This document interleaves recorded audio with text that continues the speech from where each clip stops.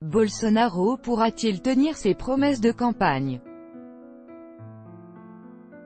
Avant d'être élu président du Brésil, Jair Bolsonaro n'a pas beaucoup parlé de sa future politique étrangère, mais a laissé clairement entendre que la ligne du pays sur la scène internationale pourrait être revue, notamment en faveur d'un rapprochement avec les États-Unis et Israël. Un politologue brésilien a commenté la situation pour Sputnik.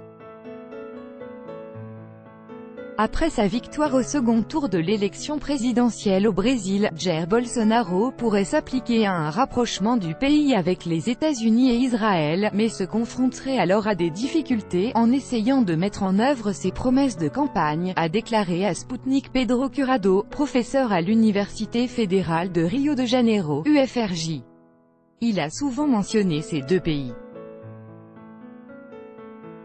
Il avait même parlé de déménager l'ambassade brésilienne de Tel Aviv à Jérusalem, suivant notamment l'exemple de Trump, mais a tourné bride par la suite, comme sur d'autres questions, notamment sur celle du retrait du Brésil de l'accord de Paris, sur le climat, NDLR, et de l'ONU. Il a dit qu'il le ferait, mais a fait ensuite machine arrière, a poursuivi l'interlocuteur de l'agence. Et de rappeler que Jair Bolsonaro a plus d'une fois fait part de son désir de se rapprocher de l'Occident, mais la réalité de la campagne électorale s'est avérée très différente de celle de l'exercice du pouvoir. Telles ont été les déclarations de Jair Bolsonaro lors de sa campagne, mais à présent, après avoir remporté la présidentielle, il aura affaire à des questions pratiques qui se trouvent en contradiction avec les propos qu'il a tenus, a estimé M. Curado. À titre d'exemple, il a cité le cas de la Chine. Officiellement, ce pays communiste, la Chine, NDLR, est le principal partenaire commercial du Brésil.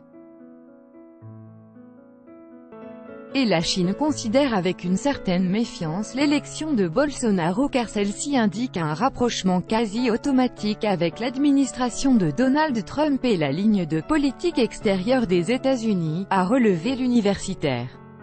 Selon ce dernier, dans le cas du Venezuela, la situation se répète. Bien qu'au cours de sa campagne présidentielle, Bolsonaro s'en soit pris à maintes reprises à ce pays voisin, le Brésil mène un commerce extrêmement rentable avec le Venezuela. Les observateurs constatent que le nouveau président élu du Brésil calque ses positions sur celles de Donald Trump au risque d'un isolement diplomatique de son pays.